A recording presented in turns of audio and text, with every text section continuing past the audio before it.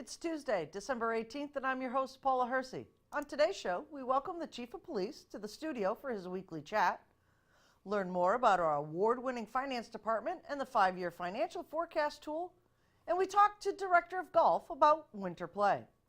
Let's start with some news you can use.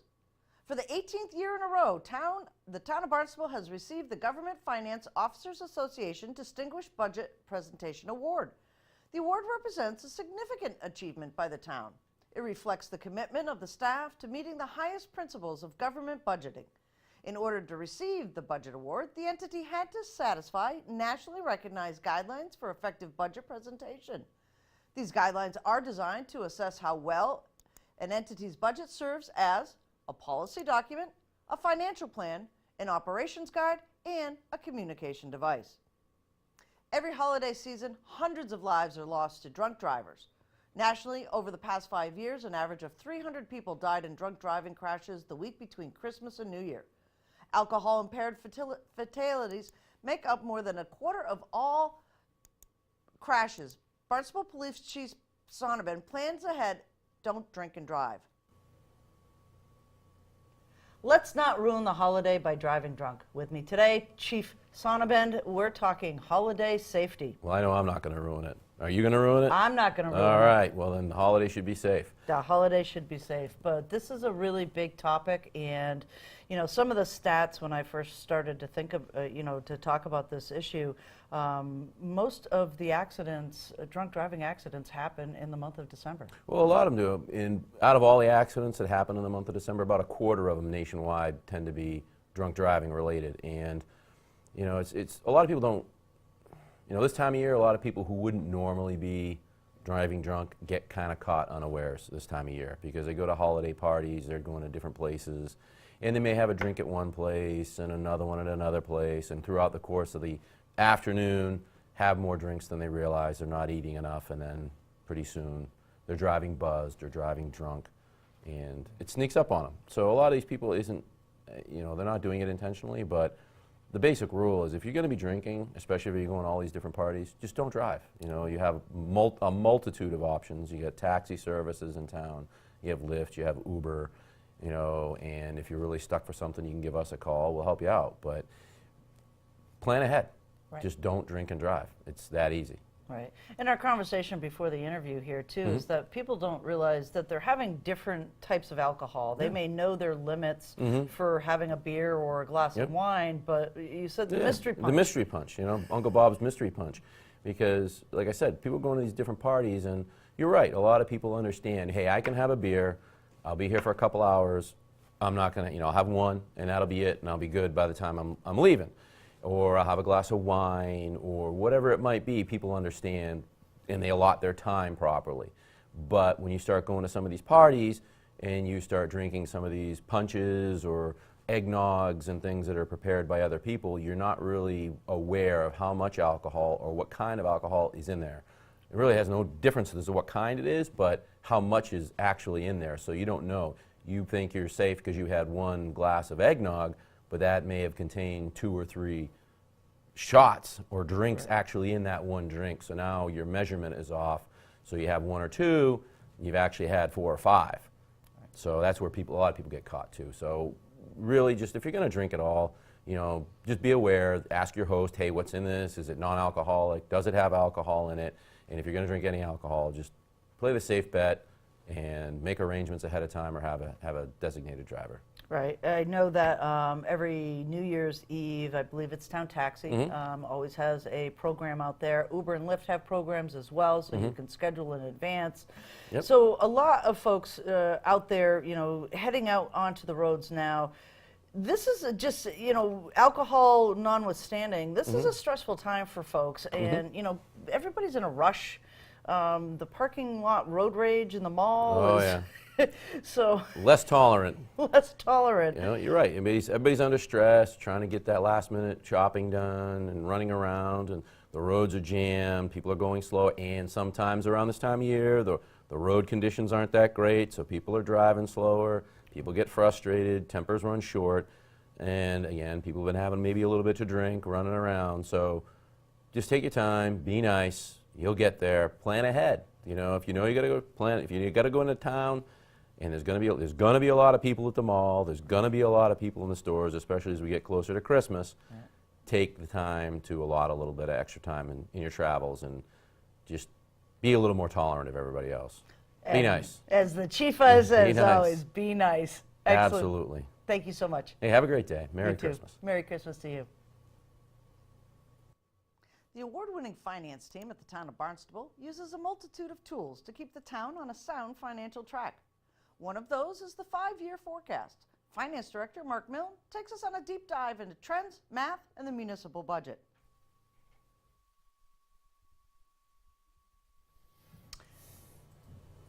How does a town know how much money they need to run? With me today, Director of Finance Mark Milne, and we're going to talk about the 5-year forecast for finances. Talking just before our interview, there's some fascinating details here. Stay with me, folks. Really, math is fun. Right? Yes. So first off, what is this document? It's on the website. It's called the 5-year forecast for finance. What is this document? Yeah, it's the documents to be used to help us understand revenue and expenditure trends over the past 10 years and how they might project out over the next 5-year period. It's not meant to be interpreted as a spending plan for the next 5 years. This is where we're going to spend our resources. It's more of just helping, of a tool to help us identify where we may have some structural imbalances going forward, based on the level of services that we have, that we provide today, and what the costs of those services are projected to be over the next 5-year period. We don't make any assumptions to the changes in service levels. That can change from year to year. Right. So let's back up a little bit and talk about the previous 5 years. So you're now on the next 5-year cycle. What did you see trend-wise that came through on your 5-year forecast 5 years ago? Sure. We saw that new property taxes from new property growth was greater than what we anticipated under the last forecast. The economy has recovered from the Great Recession, of course, and we're 10 years out from that recession, and so things have been improving. So we've seen improving revenue sources across the board. New growth, new property tax growth, state aid has grown as the state's fiscal condition has improved. We've seen some considerable increases in state aid. We've also seen significant increases in our motor vehicle excise tax revenue as the auto industry has enjoyed some of their greatest growth in decades under the last 5 years. And our permitting revenue from building permits, gas permits, and so forth, we've seen record growth in that area as well. So this forecasting and these trends, as you look back and then forward, some of these things were directly related to the Great Recession, and now with all of these industries rebounding, the revenues are increasing. What do you see as you move forward into the 5 years now that it seems things are kind of stable?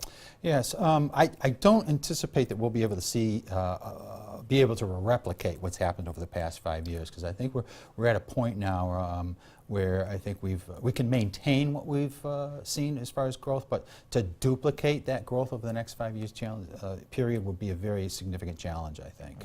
Right. However, we are more optimistic going forward than we were the last 5-year forecast, because we have seen some strength in the economy, and that's affected all those revenue categories that I mentioned before, as well as our revenue generated from beaches as well. We're seeing a lot of visitors come to the town and enjoying those natural resources that we have. And so we're a little bit conservative in our projections going forward, but we need to be, because we have to be in a position to plan for the next recession if and when it does occur. Right. And you talk about forecasts. What are some of the categories in this forecast? Well, on the expenditure side, the largest one by far is employee costs. Between salaries and employee benefits, it's approximately 80% of the overall operating expenditures for the town. And that's not unusual for a municipality, because we're in a service providing field. And so, we try to project out what the salaries and then benefits are going to be. And we know employee benefits typically increase at a higher percentage rate than inflation in other areas of the operating budget. And so that's just a given. That's where we are, and that's not unique to Barnstable. That's everywhere. Right. Healthcare costs are significant, and there's limited steps that we can take at a local level to control those healthcare cost increases. It'll take steps at the federal and state level to really rein in the cost of healthcare services. Right. And when we look at the trends and forecasts, and then you start to do budgets, so, it takes a lot of work to do a document like this, I would imagine, right? Mm-hmm. Lots of different formulas and things like that. So once this is complete, how is it used? Yeah. Well, we use it as a guide a couple of different ways. First, to develop our budget for the subsequent fiscal year. So we're looking at fiscal year 20 right now, and we're using this document as a guide to help us prepare our revenue estimates for fiscal year 20 as well as our expenditure estimates. We're busy costing out the true cost of those expenditures now as more data is coming available to us. But we also use it, we try to use it as a tool for priority setting and strategic planning. We provide a document to the council as well and to the administration so that they can get a sense as to where's the town's financial condition heading towards over the next 5 years, and how should we take that information and use it for our strategic planning purposes. So it's really a tool that helps assist us in those areas. Right, and strategic planning is really critical to municipalities because there's so many variables out there that can change, that as you do these plans, there's contingency plans as well. Right. Yes. Yeah. You have to be resilient. You need to be. You have to be in a position to be able to react in the event if something unplanned were to happen. So we've. As indicated in that document, we do have a number of reserves available for us at our disposal to help mitigate any potential unanticipated events that may occur, hopefully creating a more soft landing, so to speak. If something negative were to happen, we wouldn't have to immediately make a significant reduction to the operating budget someplace. We can do it over a period of time, creating a softer landing if we were in a position where we had to make reductions as a result of another recession. Right. And who is it just you that works on this, or is there a team, and where does that data aggregate? Yeah, a lot of the data is collected by a financial budget analyst, Nathan Empey. He does a significant amount of work on this project with direction from me, but he does most of the number crunching, the spreadsheet development, and all of that. So yeah, he plays a significant role in this, and we couldn't do it without Nathan's efforts. He does a fantastic job for us. Yeah, and all that data source, that's from different departments that are mostly collections, I would imagine, right? Through your beach permits and recreation and those kinds of things. So they have to take all of the things that have come in through the past 5 years or so to say, hey, what does this look like now? Yeah, we fortunately we have a financial management system that tracks all of this data over a 10-year period, so we can go back into that system and draw a lot of information out of there. And so that's what Nathan does. He takes a lot of the information out of our financial systems for the past 10 years and uses that to project over the next 5 years. So the history of the data that is needed is available in different formats in different areas, but most of it is right in our Munis financial system that Nathan, he gets it from that, mostly there. There must be some pretty cool pivot tables in there. Oh yeah, pivot tables. Yeah. Yes, Nathan is a very strong Microsoft Excel user, and he has all those tricks of the trade that he uses to analyze that that information. So that's amazing. As a data junkie myself, I can't imagine having that much data at your fingertips and then having to put it into a document that the town council can read, and that residents, if they choose to, can read this document to really understand how the town plans for the future. Yeah. You don't want to see the stuff behind the scenes. That's where it gets real confusing. But it does help us. We do take a look at it, and we try to create some what we refer to as sensitivity analysis, so that if this this were to happen, what would be the impact on fund balance, let's say, over here? And so Nathan has a lot of spreadsheets set up so that we can analyze situations like that. Yeah, it's fascinating stuff. See, I told you, folks, math is fun, right? Anything else you want to add to let residents know? This is a fluid document. We update it every single year. And so, next year there'll be another 5-year forecast. It used to be 10 years, but the longer you go out, the less accurate the numbers get. And so the council actually made, this is a charter requirement that this document be produced every year. So the council made a change to the charter last year that reduced it from 10-year to 5-year, just because the accuracy of the numbers tend to go away as the longer you go out. And we live in such a dynamic environment these days that you have to be ready to act and react and anticipate things. So we felt that going to a 5-year forecast would be just better for everyone. Right. Required reading, folks. It's on the website, townofbarnstable.us. You can download it and take a look at it. And thanks so much for your work on it. You're welcome. Director of Golf Bruce McIntyre says there is still plenty of golf left in the season and reminds us that in the pro shops, stock all those items your favorite golfers wish. There is still some golf to play. I'm here with Bruce McIntyre, Superintendent for Barnstable Golf Courses. Bruce, it did snow, but it's gone already. It's gone already. It's a little soggy out there, but it's gone already. It's gone Really already. snow. We'll take it. So we're, November, December, there's still some golf to be had, but there's also other things here at the golf courses that people really should be aware of. Well, no doubt. I mean, weather pending, Hyannis is going to stay open all winter long, so you can still come on down and play golf anytime. But at this time of year, outside of playing golf, people have to start thinking about the golfers in their world and where to find them a nice Christmas gift or a gift card or whatever. And we have 2 fully stocked pro shops with pretty much everything golf. Stop by the pro shop, get a gift card, pick up a gift. Lots of great fall merchandise. The other thing is you can purchase a gift card online at our website, which is new, by the way, and it's barnstable.golf.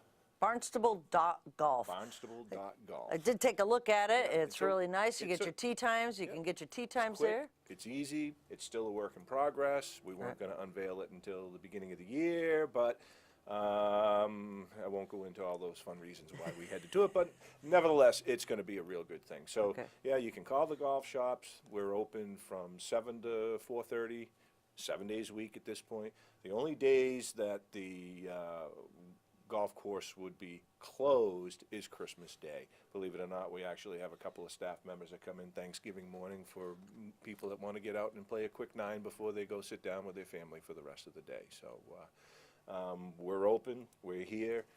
Once the course is drained down, we're back at it. Right. Yeah. So let's talk a little bit about, so Hyannis stays open year-round. What about Old Barney? Old Barnstable closes for the season usually in the 3rd week of December. This year, closing day is going to be December 19th. It's a Wednesday. One message to all of our pass holders out there, with all the different tournaments and events that people participate in over the year, they earn credit, and we have credit books, and so they earn credit to be able to come into the pro shop and get what they want.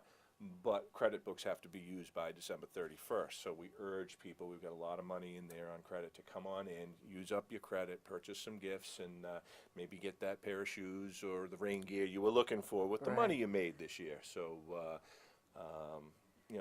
it's all good. All right. It's all good. And we may have some fee changes as well. Yeah, there was a fee proposal. It does include some rate increases. There was a public hearing last Thursday on November 8th. The town manager's taking it all into consideration. We haven't received any final word on what the 2019 rates will be, but there are some increases in there. I don't want to scare people, but the cost of maintaining the golf courses, and it's not just Barnstable Golf. It's the cost of maintaining and keeping up the golf courses is just getting more expensive all the time. So, we do our best. Well, let's talk just a little bit about, because I have a golfer in my life, and, if I was to look for some kind of stocking stuffers, what would you recommend? Oh, boy. For stocking stuffers, I mean, How about this nice hat with the Barnstable? Dozens of hats. You know, a rangefinder fits really nice in a stocking too. They're a little Okay. bit more on the pricey end, but I Right. mean, depending on what they like. I mean, whether it's a dozen balls or a couple of sleeves of balls or some ball mark repair tools. You know, you can go beyond the golf stuff and get into just the more interesting things, whether it be a glass or a mug or whatever. We have everything. You know, whether it's actually a merchandise item, clothing, special orders don't upset us. I mean, if you come in and talk to the pros, if we don't have it, they'll order it for you. Right. And usually it's a very quick turnaround. So Right. sunglasses fit good in stockings too. Sunglasses, right? It's interesting for a lot of the folks that are out there.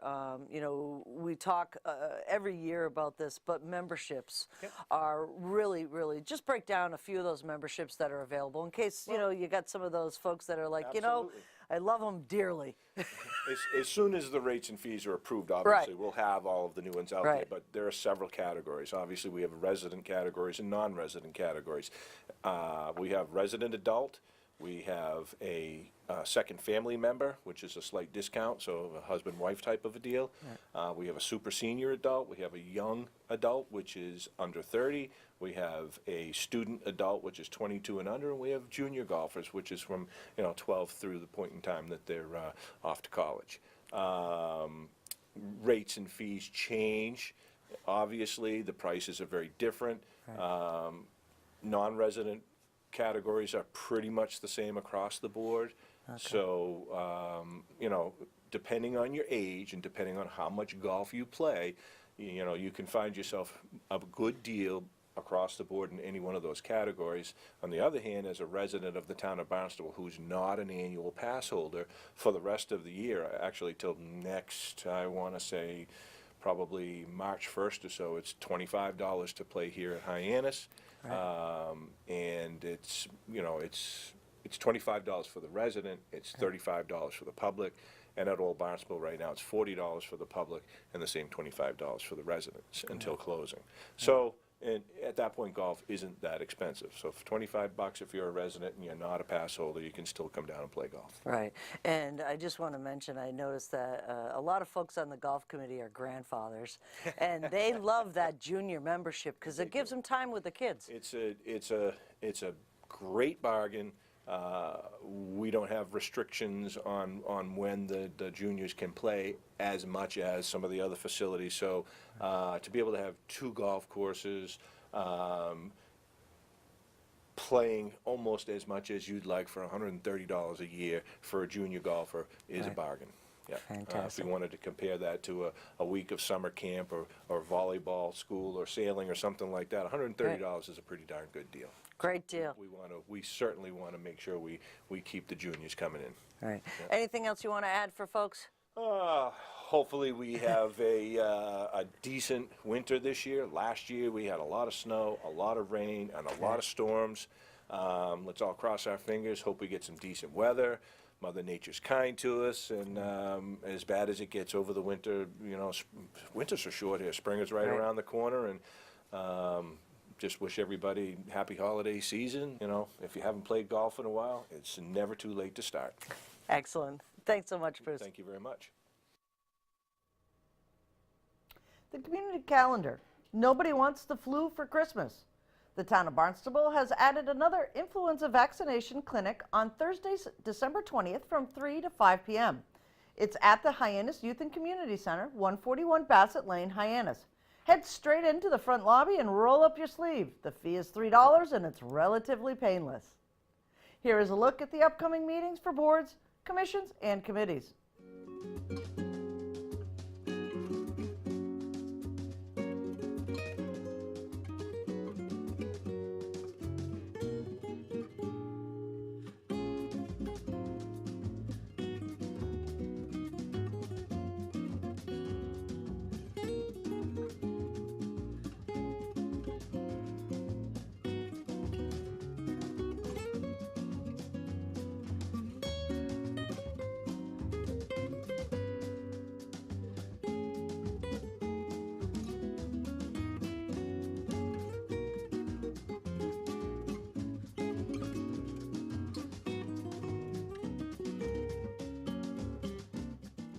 Comments, suggestions, accolades? Connect with us on Facebook and Instagram, email us, or send us an old-fashioned note by carrier pigeon. Channel 18 works for you. I'm Paula Hersey, and thank you for watching Barnstable Today.